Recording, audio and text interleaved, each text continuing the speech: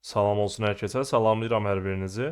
Bu dərsimizdə sizinlə to-do'ların local storage-də update edilməsi haqqında danışacağıq. Yəni hər hansı bir to-do'nu həm də local storage-də necə update edə bilərik, bunu sizə göstərmiş olacağam.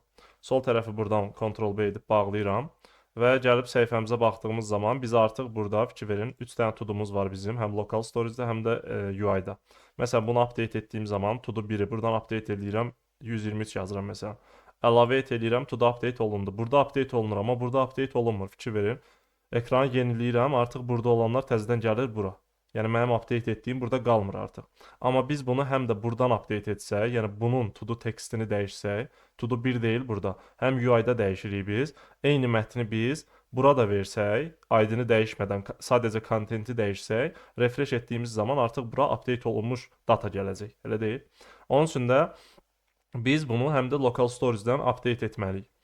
Elə isə gəlin artıq keçək kod sətrinə. Baxın, burada add to do hissəsində burada bu hissələri bilirik də artıq biz. Input value boş deyilsə əgər bura daxil olur və burada status to do əgər null-dırsa yeni to do yaradırıq. Bura işləyir, bu kodlar işləyir. Bunu bilirik, bunu izah etdik sizə. Əgər status to do null deyilsə bura false olacaq. Ona görə də bunun else işləyəcək. Gələcək bura daxil olacaq və update to do UI işləyəcək. Elə deyil. Mən burada input value-nu vermişəm. Baxın bunu. Update to do UI-ya. İndi mən burada yeni bir funksiya yazacağam. Baxın, o funksiyanı burada çağırsam, eyni zamanda həmən funksiya sadəcə local storage-dən update eləməli olacaq və ondan sonra da bunun davamı işləyəcək. Input value-nu boş string eləyəcəyik, status to-do-nu təzədən null-a çəkəcəyik ki, hər hansı bir to-do-nu update etdikdən sonra təzədən element əlavə etdiyimiz zaman artıq status to-do null olduğu üçün gəlib bu if hissəsi bura true çıxsın ki, gəlib yeni to-do əlavə edə bilsin. Aydındır? Yoxsa bunu etməsək gələcək elə daima bura false olacaq, gələcək else düşəcək və kodumuz düzgün işləməyəcək. Sonra da gəlirik burada show alert yazırıq. Baxın, kodun belə deyək də modul formasında olması, daha yaxşı yazılması burada əslində öz əksini tapır. Məsələn, mən bu show alerti bunun içərisində də çağıra bilərəm, update to the UI. Bunun içərisində də çağıra bilərəm. Sonra gəlib nə bilim, nədir, bir dənə funksiya yazacağıq indi, local storage-da update etmək. Onun içərisində də çağırıb bunu to-do update edildi yaza bilərik. Amma daha yaxşı versiya else daxil olursa bu funksiyanı bitirsin işini, bu funksiyada işini bitirsin. Daha sonra gəlsin lokalda da update etsin, ondan sonra gəlib bunları da yazsın. Aydındır, bu formada yazırıq. İndi təbii ki, siz fərqli formalarda da yaza bilərsiniz. Yəni düzgün işləyəcəksə bu kifayət eləyir hal-hazırda. Amma ümumi baxanda bu formada yazılışı mən üstün götürürəm. Belə, indi gəlin başlayaq artıq deməli funksiyamızı yazmağa. Bu funksiyanı da gəlirəm, baxın, ardıcıl formada yazmağımız üçün burada to-do-nu UI-dan update edirdik də. UI-da eləyək bunu, UI-dan yazmışıq. UI-da update edilməsi, to-do-nun UI-da update edilməsi. Bir də burada bir şeyi mən update yazmalıyıq. Baxın, bundan öncəki dərsdə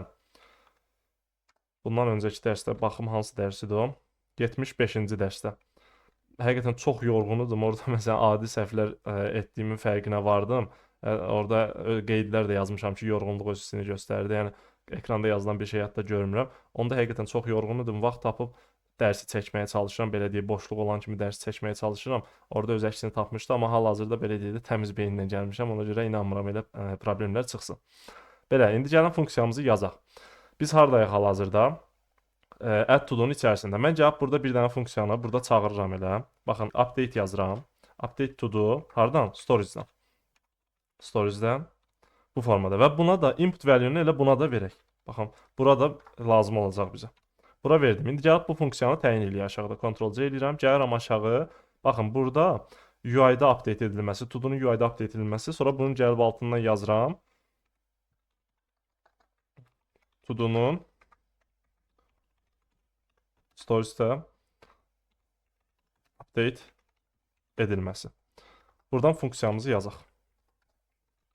Buraya yazıram. Burada elə, baxın, burada da update to the UI-da da input value kimi tutmuşam. Burada da gəlin elə tutaq elə. Input value kimi tutaq. Amma şərt deyil, yəni bundan bu eyni olsun. Yəni biz bunu bilirik. Hər dəfə bunu yazanda deyirəm sizə. Qarışdırmayın bunu. Çünki çox tələbə bunu qarışdırır ki, yuxarıda hansı adına vermişik, burada da o adına. Yox. Bura mən gəlib D də deyib bunu tuta bilərəm. Zaten bu D-nin içərisinə gəlib bu input value-nun dəyəri oturacaq. Aydındır? Burada D kimi davranacaq artıq. Amma mən daha oxunaqlı olması üçün input value kimi tuturam elə. İndi gəlib nə etməliyik? Baxın, bizə nə lazımdır? Buranı update eləmək üçün ilk öncə buradakı dataları gətirməliyik biz. Ondan sonra onun içərisindən biz zaten əgər update eləyiriksə hər hansı bir to-dunu, deməli update to-do. Baxın bu funksiya işləyibdir də, elə deyil.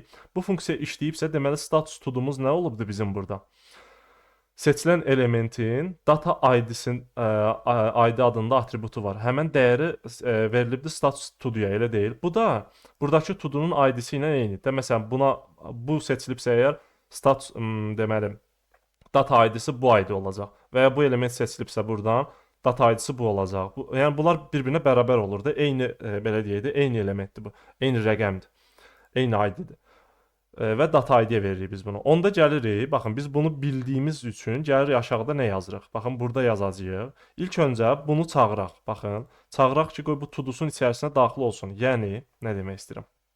Əgər varsa, baxın burada bunu çağırmalıyıq burada mütləq şəkildə.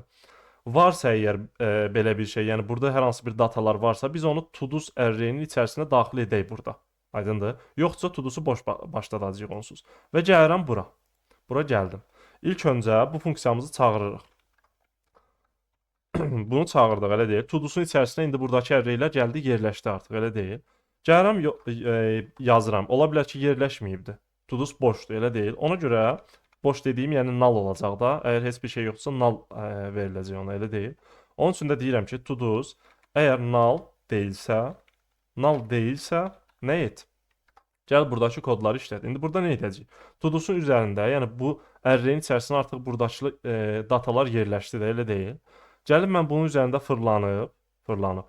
Status to-do'su bunun ID-sinə bərabər olan elementi tapa bilərəm də. Elə deyil. Həmən elementdir də deməli update olunan. Məsələn, bunu seçirəm burada. Bunun datası gəldi bura.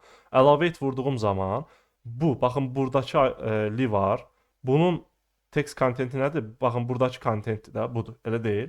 ID-si də budur. Bunun da data ID-sidir bu elementin. Deməli bunun data ID-si, yəni veriləcək nəyə? Status to-do'ya verilməyəcək. Deməli status to-do ilə burada hansı elementin ID-si bərabərdirsə, deməli update olunan element həmən elementdir də. Elə deyil. Onun sadəcə kontentini dəyişəcəm mən. Yəni yeni gələn input value-nu həmən elementin datanın kontentinə vermiş olacaq. Elə isə gəlin buradan to-do'su üzərində for each yazaq. For each yazıram. Funksiya yazıram bunun içərisində. Hər birinin nə kimi? To-do kimi tutaq da elə. To-do kimi tutduq. Və gəlirik bura. If yazıram indi burada. Əgər status to-do bərabərdirsə nəyə? Nəyə bərabərdirsə? To-do'nun içərisində, baxın dataya baxdığımız zaman to-do'nun içərisində ID var burada, fikir verin. Baxın ID var. Deməli to-do.id yazsam mən bunu alacam da, bunu və yaxud da ki bunu alacam da, elə deyil. Mən bunları yoxlamalıyam. Ona görə də gəlirəm bura, deyirəm ki, əgər to-do'nun içərisindəki ID-yə bərabərdirsə, deməli mənim update olunan to-do'm budur da, elə deyil. Onda gəlirəm bu to-do'nun kontentinə mənimsədirəm nəyi? Mənə gələn input value-nu. Bunu mənimsətdim, kontrol S elədim. Yəni bu to-do'sun içərisində fırlandıq. Status to-do hansına bərabərdirsə burada, hansı to-do'nun ID-sinə bərabərdirsə update olunan odur. Həmən update ediləcək to-do'nun kontentini mən dəyişdim. Yeni kontent verdim artıq. Məsələn, burada to-do 1-dir, baxın. Buna vururam ya da buna vururam. To-do 2-dir, elə deyil.